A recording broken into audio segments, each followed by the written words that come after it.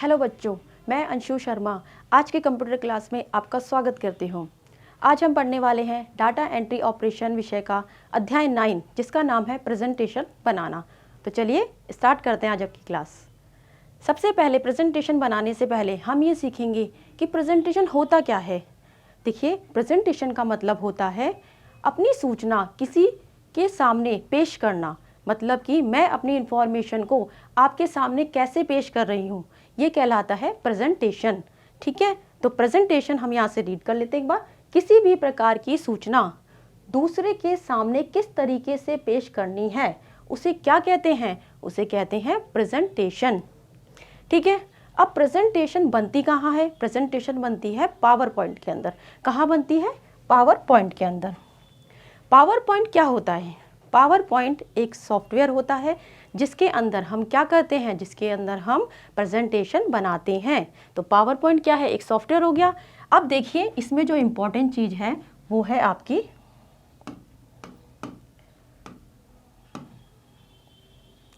Extension. Power point का जो extension होता है वो क्या होता है? .ppt। आप इसे स्मॉल में लिखिए या कैप्स में लिखिए, कोई फर्क नहीं पड़ता। ठीक है, तो पावर पॉइंट का एक्सटेंशन क्या होता है? .ppt। ठीक है, अब देखिए पावर पॉइंट को स्टार्ट कैसे करते हैं। तो नेक्स्ट टॉपिक क्या है? पावर पॉइंट स्टार्ट कैसे होता है। पावर पॉइंट स्टार्ट करने के लिए ये कुछ स्टेप्स लिखी है मैंने। सबसे पहले हम स्टार्ट बटन पे क्लिक करेंगे, उसके बाद ऑल प्रोग्राम्स में, फिर माइक्रोसॉफ्ट ऑफिस के अंदर, और फिर माइक्रोसॉफ्ट ऑफिस पावर पॉइंट 2007 के अंदर। ठीक है, अब आप इसे यहाँ से समझ लीजिए। यहाँ पे हमने किस पे क्लिक करा? सबसे पहले स्टार्ट बटन पर, फिर हमने क्लिक किया all program, then Microsoft office, उसके बाद Microsoft power point this one 2007। ठीक है, समझ में आ गया? नेक्स्ट, अब हम पढ़ेंगे कि कैसे हम प्रेजेंटेशन को बनाते हैं। प्रेजेंटेशन कैसे बनती है? प्रेजेंटेशन यहाँ पे 3 तरीके से हम बना सकते हैं। पहला, इंस्टॉल किए गए टेम्पलेट से। दूसरा, डिज़ाइन टेम्पलेट। थर्ड है ब्लैंक प्रेजेंटेशन। ठीक है, अब आप यहाँ से समझिए इसे। जब भी आप न्यू प्रेजेंटेशन पे क्लिक करते हैं, वहाँ पे आपके पास 3 ऑप्शन अवेलेबल होते हैं। किसी भी प्रेजेंटेशन को बनाने के लिए आपके पास कितने होते हैं? 3 ऑप्शन अवेलेबल होते हैं। इसके अलावा भी बहुत सारे हैं। ठीक है, अभी हमारे सिलेबस में इतना ही है तो हम यही कवर करेंगे। पहला है आपका इंस्टॉल टेम्पलेट। इंस्टॉल टेम्पलेट का मतलब होता है कि पहले से प्री डिफाइंड कुछ टेम्पलेट्स होते हैं स्लाइड के, जो कहाँ अवेलेबल हैं? पावर पॉइंट के अंदर। हम क्या करेंगे? उसमें से जैसे ही हम इंस्टॉल टेम्पलेट पे क्लिक करते हैं, यहाँ पे बहुत सारे जो भी टेम्पलेट पावर पॉइंट सॉफ्टवेयर के अंदर इंस्टॉल है वो ऑटोमेटिकली यहाँ पे क्या होते हैं? शो होने लग जाते हैं। उसके बाद हम उसमें से अपने अकॉर्डिंग चूज करके किस पे क्लिक करेंगे? क्रिएट बटन पे। तो यहाँ से क्या होगा? हमारी पावर पॉइंट की प्रेजेंटेशन क्रिएट हो जाएगी। दूसरा ऑप्शन है इंस्टॉल थीम। इसके अंदर क्या होता है? इसके अंदर भी जैसे हम इस पर क्लिक करेंगे, यहाँ बहुत सारी थीम्स अवेलेबल होती है। ठीक है, तो वहाँ पे भी हम क्रिएट पे क्लिक करेंगे तो एक नई प्रेजेंटेशन बन जाएगी। अब देखिए, टेम्पलेट और थीम, एक मिनट का टाइम लूँगी मैं इसके लिए। टेम्पलेट के अंदर तो क्या होता है कि जैसे प्रोफेशनल लोग काम करते हैं ना, उन लोगों को अगर यूज़ करनी प्रेजेंटेशन तो वो टेम्पलेट यूज़ करते हैं। उसके अंदर क्या होता है कि टेक्स्ट भी होता है। इसके अंदर फॉन्ट का कलर, टेक्स्ट का कलर, ठीक है, जो भी फॉर्मेटिंग होती है वो सब अवेलेबल होती है। इसमें ये सब अवेलेबल भी होता है। प्लस क्या होता है? टेक्स्ट लिखा होता है। मान लीजिए प्रोफेशनल वाले कुछ टॉपिक के अंदर कोई भी ऐसे रिटन टेक्स्ट चाहते हैं तो वो कौन सा यूज़ करेंगे? वो करेंगे इंस्टॉल टेम्पलेट। ठीक है, हमें इतना डिटेल में अभी जाना नहीं है, हमें इतना ध्यान रखना है कि हम कैसे प्रेजेंटेशन को बना रहे हैं। थर्ड वन है blank and recent. Blank and recent का मतलब होता है कि अगर हम नहीं चाहते कोई भी प्री डिफाइंड टेम्पलेट को यूज़ करना या डिज़ाइन को यूज़ करना, तो हम अपनी खुद के भी क्रिएट कर सकते हैं। तो उसके लिए हम क्या यूज़ करेंगे? उसके लिए हम यूज़ करेंगे ब्लैंक एंड रिसेंट प्रेजेंटेशन। ठीक है, तो ब्लैंक प्रेजेंटेशन पे जैसे ही क्लिक करेंगे, यहाँ पे क्या आ जाएगा? ब्लैंक प्रेजेंटेशन शो हो जाएगी। इस पर क्लिक करने के बाद हम कहाँ क्लिक करेंगे? क्रिएट पर। आई होप कि आपको यहाँ तक सबको समझ में आया होगा कि तीनों मेथड से हम कैसे नई प्रेजेंटेशन बना सकते हैं। ठीक है, तो चलिए नेक्स्ट टॉपिक। नेक्स्ट टॉपिक है हमारा स्लाइड लेआउट। अब सबसे पहले इसे समझिए, लेआउट का क्या मतलब है। लेआउट का मतलब होता है बनावट, यानी हमारी स्लाइड की बनावट कैसी होगी। ठीक है, हमारी स्लाइड दिखने में कैसी लगेगी, तो वो हम कैसे देख सकते हैं, स्लाइड लेआउट से। यहाँ पे स्लाइड लेआउट के 8 या 9 ऑप्शन अवेलेबल हैं। पहले मैं सारे नाम रीड कर देती हूँ, फिर एक एक को एक्सप्लेन करती हूँ। ठीक है, सबसे पहला फर्स्ट है हमारा टाइटल स्लाइड, दूसरा है हमारा टाइटल एवं कंटेंट, थर्ड है सेक्शन हेडर, फोर्थ है टू कंटेंट, फिफ्थ तुलना, ठीक है, sixth title only, seventh blank, eighth is caption के साथ कंटेंट, कैप्शन के साथ पिक्चर।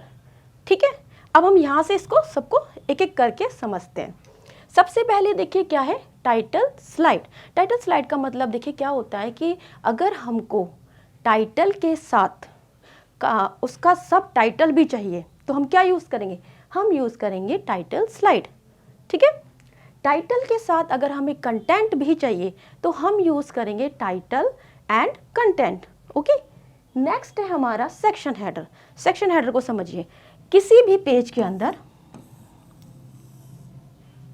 ठीक है, अगर मुझे उस पेज को छोटे छोटे खंड या छोटे छोटे सेक्शंस में डिवाइड करना है इस तरीके से, तो मैं क्या यूज़ करूँगी, सेक्शन हेडर, वो वाला। ठीक है, तो आपने देखा होगा न्यूज़पेपर के अंदर क्या होता है, यहाँ पे क्या होगा, एक इमेज आ जाती है, फिर यहाँ पे वो टेक्स्ट भी लिखा होता है, यानी एक पेज को छोटे छोटे खंड में डिवाइड कर दिया, किससे करा, सेक्शन हेडर से। ओके, नेक्स्ट है हमारा टू कंटेंट।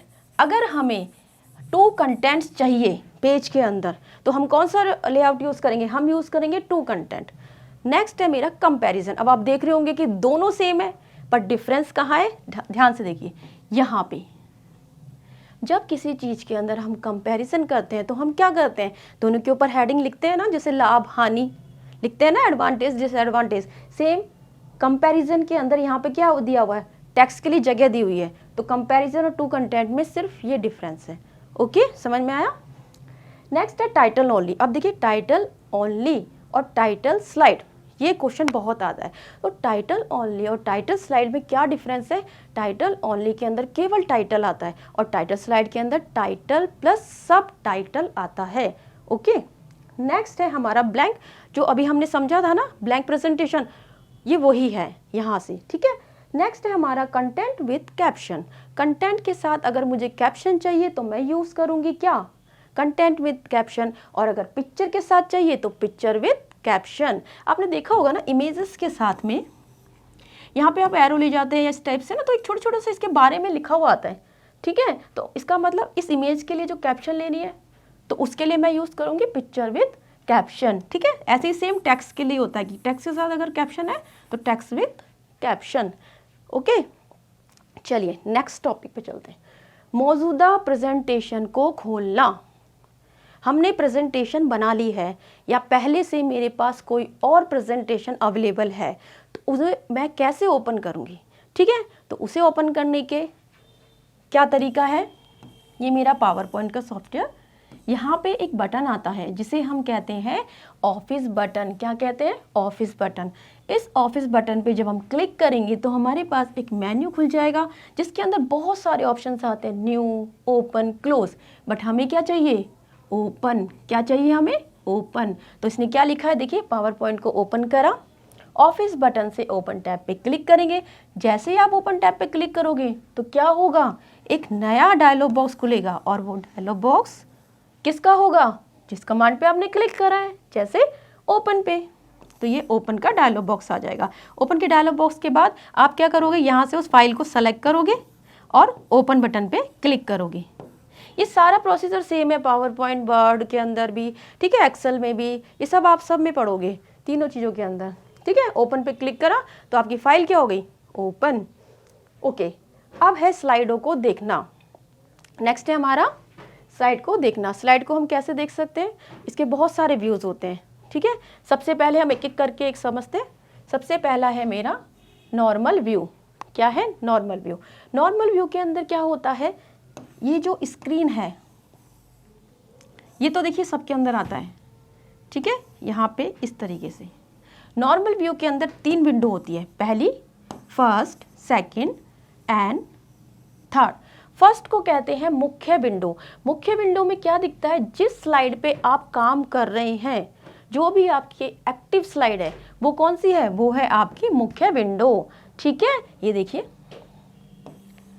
वर्तमान स्लाइड, वर्तमान का मतलब एक्टिव, जिस पे आप काम कर रहे हो।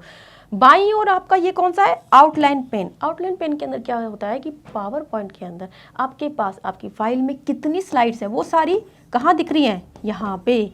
ठीक है, इसे कहते हैं आउटलाइन पेन। और ये लास्ट होता है आपका नोट्स पेन। नोट्स पेन का मतलब है यहाँ पे हम क्या कर सकते हैं, इसके बारे में कुछ नोट्स लिख सकते हैं। तो इसके अंदर हमारे कितने दिखती है, 3 विंडो दिखती है। ठीक है, इसके बाद देखो नेक्स्ट है हमारा slide sorter view. Slide sorter view जो है उसके अंदर क्या होता है, अगर मान लीजिए हमारे पावर पॉइंट के अंदर, हमारी फाइल के अंदर 20-25 स्लाइड है, हम देखना चाहते हैं कितनी टोटल स्लाइड बन गई। ठीक है, या तो स्क्रॉल करके देख लो, या फिर दूसरा तरीका क्या है, स्लाइड सॉर्टर व्यू। ये क्या करता है, जितनी भी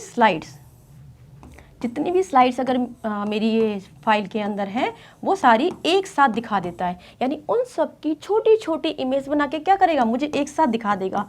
यहाँ पे मेरी कितनी है, 8 है, तो मुझे 8 स्लाइड एक साथ दिखाएगा। तो यानी स्लाइड की एक साथ छोटी छवि देखनी है तो कौन सा यूज़ करेंगे हम, स्लाइड सॉर्टर व्यू। ठीक है, चलिए नेक्स्ट पे आते हैं। नेक्स्ट है हमारा slide show view. Slide show view होता है कि अगर मुझे अपनी स्लाइड को दिखाना है, ठीक है, तो मैं कौन सा व्यू यूज़ करूँगी, स्लाइड शो व्यू। यानी स्लाइड को दिखाने के लिए हम कौन सा व्यू यूज़ करते हैं, स्लाइड शो व्यू। ठीक है, जैसे अभी मैं कौन सा कर रही हूँ, स्लाइड शो व्यू, क्योंकि आपको स्लाइड्स दिखा रही हूँ। समझ में आया सबको, ठीक है। चलिए, ये तीनों व्यूज़ आप लोगों को समझ में आ गए सबको अच्छे से। चलिए अब हम अपने नेक्स्ट टॉपिक में चलते हैं। उससे पहले एक बार इस इमेज को समझ लेते हैं कि कहाँ पे ये व्यूज़ होते हैं, फिर हम नेक्स्ट टॉपिक पे आएंगे। ये है हमारा नॉर्मल, जो अभी हमने पढ़ के आए। ये सारे कहाँ मिलते हैं आपको, नीचे टास्क बार में। ठीक है, नीचे टास्क बार है, सबसे नीचे वाली जो टास्क बार है, इसमें आपको देखिए नॉर्मल व्यू जो मैंने बताया, slide sorter view second, and last one is the slide show view. ठीक है, समझ में आया सबको। चलिए अब है next topic, design tips. Design tips किस लिए, पावर पॉइंट बना रहे हैं। ठीक है, पावर पॉइंट का यूज़ कर रहे हैं, तो अब स्लाइड्स बनाने के लिए हमें क्या क्या करना चाहिए और क्या नहीं करना चाहिए, उसके लिए ये कुछ पॉइंट्स दे रखे हैं जिन्हें हम पढ़ लेते हैं। टेक्स्ट उस पढ़ने से पहले मैं आपको एक थोड़ा सा बता देती हूँ। देखिए, आपको सोचिए, अभी ये मेरा क्या है, बैकग्राउंड कैसा है, ब्लैक। अगर मैं इस पे अगर रेड कलर से लिख लूँ या किसी और ऐसे कलर से जो आपको नहीं दिखे, तो आपको पढ़ने में कैसा लगेगा, आपसे नहीं पढ़ा जाएगा। ठीक है, तो हमें जब भी हम स्लाइड बना रहे हैं तो हमें इस तरीके से काम करना चाहिए कि सामने वाला उसको अच्छे से सुने, अच्छे से देखे, ठीक है, और अच्छे से समझ में आए, हमारे कंटेंट की तरफ ही उसका ध्यान रहे। ठीक है, इसलिए उसे अट्रैक्टिव बनाना चाहिए, ज़्यादा फैंसी नहीं बनाना चाहिए। ओके, ठीक है, चलिए पॉइंट पढ़ते हैं। टेक्स्ट और बैकग्राउंड के लिए विषम रंगों का प्रयोग, जैसे मैंने किया है। ब्लैक मेरा बैकग्राउंड और वाइट मेरा क्या हो गया, टेक्स्ट का कलर। ठीक है, नेक्स्ट है फॉन्ट का सही प्रयोग। देखिए, फॉन्ट का सही प्रयोग करना इसलिए ज़रूरी है कि आप प्रेजेंटेशन कहाँ दे रहे हैं, ये डिपेंड करता है। मान लीजिए आप एक बहुत बड़े हॉल में एक प्रेजेंटेशन दे रहे हैं, तो जो सबसे पीछे बैठे हैं उनको कैसे दिखेगा अगर आपने बहुत छोटा फॉन्ट कर दिया तो। ठीक है ना, तो फॉन्ट का प्रयोग उसी अकॉर्डिंग करें कि आप प्रेजेंटेशन कहाँ दे रहे हैं। ऐसे नहीं कि बहुत छोटा कर लिया, बहुत बड़ा कर लिया। ठीक है, तो फॉन्ट का सही प्रयोग करें। थर्ड है, अपने संदेश के लिए छोटे छोटे वाक्यों का प्रयोग करें। अगर आप यहीं पे एक ही टॉपिक के बारे में पूरा लिख देंगे तो थोड़ा अट्रैक्टिव नहीं लगेगा ना, तो बेटर है पॉइंट्स में अपनी प्रेजेंटेशन बनाएं। ठीक है, नेक्स्ट वन है सरल स्लाइड ट्रांजिशन। देखिए, क्या होता है कि ट्रांजिशन मतलब जैसे आप देखते होंगे ना रील्स वगैरह में, बहुत से जो में मूवमेंट होते हैं, एकदम से एक स्लाइड से दूसरी स्लाइड पे कैसे जा रहा है, ठीक है, तो वो सब ट्रांजिशन है। तो उस ट्रांजिशन में आप ऐसा ना लें कि सब लोग ट्रांजिशन को ही देखते रह जाएं, आपका जो कंटेंट है उसमें उनका ध्यान ही नहीं जाए। तो बेटर है कि जो ये ट्रांजिशन है वो कैसे ले, सिंपल। ओके, चलिए नेक्स्ट है, स्लाइड पे बहुत अधिक टेक्स्ट या ग्राफिक्स का उपयोग करने से बचे। बहुत ज़्यादा हमें यूज़ नहीं करना चाहिए, ज़्यादा टेक्स्ट भी नहीं लिखना चाहिए और बहुत ज़्यादा ग्राफिक्स का उपयोग भी नहीं करना चाहिए। नेक्स्ट है, टेक्स्ट पढ़ने में सरल और आसान होना चाहिए। हमारा टेक्स्ट कैसा होना चाहिए, बहुत ईजी होना चाहिए। ठीक है, आज की क्लास हम यहीं समाप्त करते हैं। मिलते हैं अपनी नेक्स्ट क्लास में, तब तक के लिए बाय बाय, धन्यवाद।